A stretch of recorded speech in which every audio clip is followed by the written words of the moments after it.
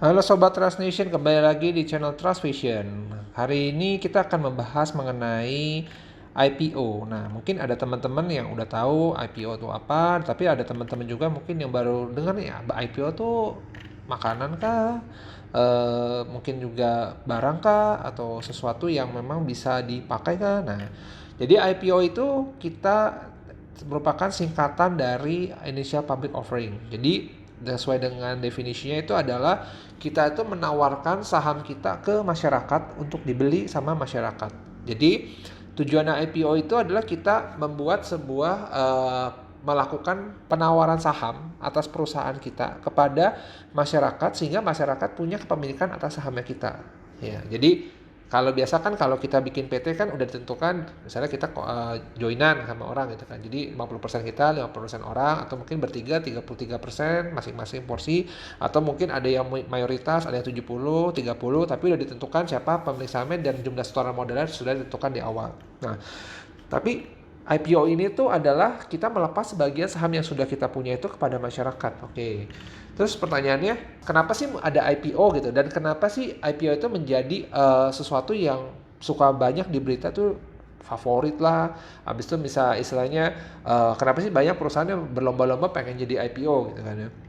Nah, kalau dilihat secara histori di tahun 2018 itu ada 57 saham yang sudah IPO. Lalu 2019 ada lagi 55 saham yang IPO. Di 2020 pun sampai dengan hari ini sudah beberapa saham, mungkin saya kalau nggak salah sekitar 20-an itu sudah IPO. Jadi pertanyaannya balik lagi, kenapa sih kok perusahaan ini mau IPO? Nah, macam-macam nih alasannya.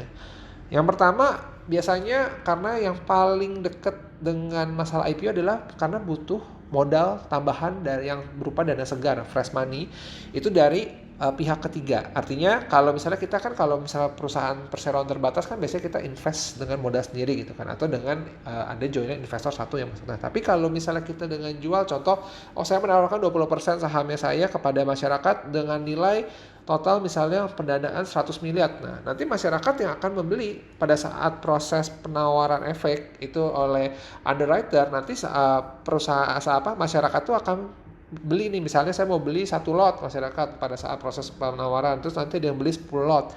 Nanti total dikumpulkan sampai dengan terkumpul semua masyarakat, misalnya ada orang 300.000 orang yang berinvest di perusahaan PTA untuk 20% total yang di masyarakat berarti ada 20%. Nah, berarti duit yang kita dapat atas IPO itu adalah sebesar 100 miliar. Jadi kita dapat fresh money atas transaksi IPO tersebut.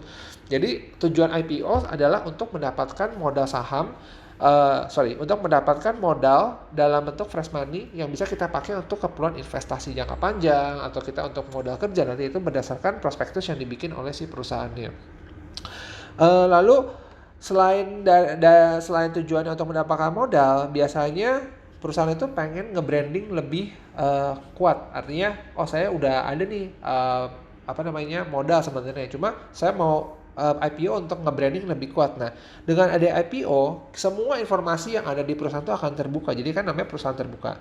Nah, sehingga masyarakat tahu nih, ternyata ada nih PT ini tuh punya brand ini karena kita IPO. Karena pada saat kita IPO, media, terus pers itu semua akan kontak ke kita mengenai informasi yang mereka mau tahu, misalnya apakah ada tujuan dari IPO ini. Nanti di bagian pers itu akan banyak pertanyaan dan itu akan dipublish di masyarakat.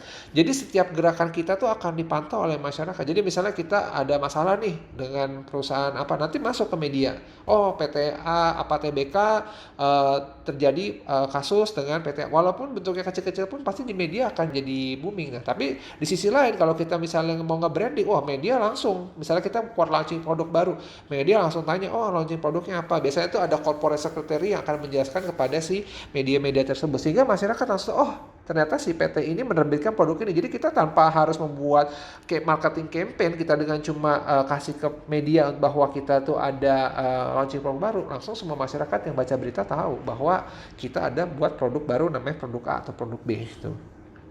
Terus benefit lagi untuk kalau misalnya yang kita IPO itu adalah kita akan dapat insentif perpajakan. Biasanya kurang lebih mungkin dapat potongan pajak badan itu kira-kira 5% dari yang kalau misalnya kita PT normal.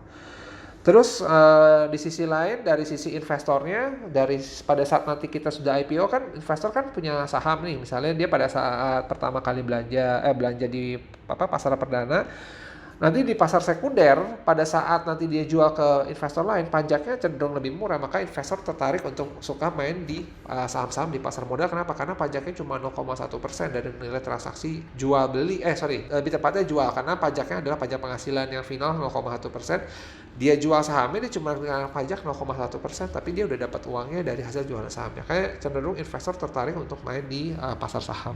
Nah, di sini pasar saham itu ada namanya papan akselerasi, itu yang papan baru, itu yang baru tahun 2019 itu baru disahkan mengenai untuk yang perusahaan-perusahaan dengan ekuitas yang sangat rendah. Jadi kira-kira ekuitasnya itu kurang lebih asetnya masih di bawah 50M, maksimal sampai aset di atas di bawah 250M untuk yang sekelas menengah.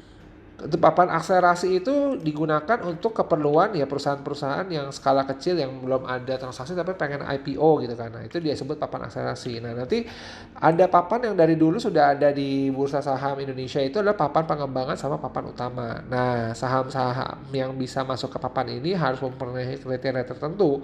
Jadi misalnya harus minimal punya aset misalnya di atas 5 miliar gitu kan, atau punya kegiatan operasional lebih dari 12 bulan. Nah, itu nanti mungkin akan kita bahas lebih detail di video berikutnya karena itu akan panjang. Jadi untuk video kali ini kita hanya memperkenalkan mengenai IPO.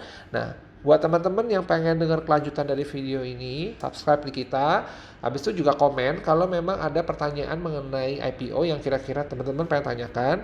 Dan jangan lupa coba konsultasi aja ke kita kalau memang teman-teman yang merasa company-nya pengen di IPO akan. Jadi kita juga bisa membantu teman-teman untuk memberikan saran kira-kira perusahaan teman-teman itu harus IPO apa enggak. Karena enggak semua bisnis menurut kita itu IPO itu menjadi opsi exit yang bagus. Karena dengan IPO yang harus kita tahu bahwa resikonya adalah kita harus expose, kita punya informasi baik dari sisi pengurusnya, pemegang sahamnya, dan juga informasi mengenai internal operationnya harus kita disclose kita punya laporan yang akan dirilis setiap 3 bulan. Selain itu juga banyak kriteria-kriteria yang harus dipenuhi dari OJK mengenai laporan 3 bulanan. Nah, itu kan cukup memakan administrasi yang cukup kompleks kan. Jadi harus punya tim, harus punya orang yang bisa memanage dari sisi administrasinya. Jadi sebisa mungkin untuk IPO ini ada baiknya sebelum memang mau memastikan IPO ada konsultasi ke kita, coba konsultasi aja